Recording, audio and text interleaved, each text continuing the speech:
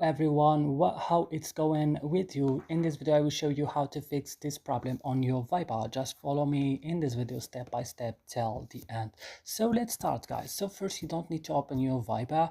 Go directly and open your settings. So here on your settings of your phone, go directly to apps option. You will find here all the applications that you have on your phone. So you will search only for Viber. When you find Viber, just click on it and open it. You will find this. Let's scroll down. Let's go to storage. Here, guys, click on clear cache, but don't click on clear data because it will delete your data.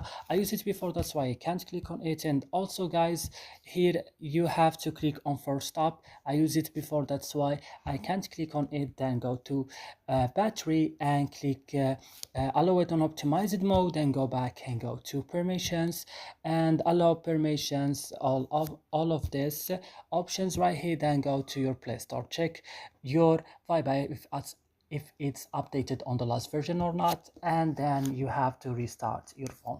So that's it, guys, in this video. I hope it's useful for you. Don't forget to like, subscribe in our channel. See you in another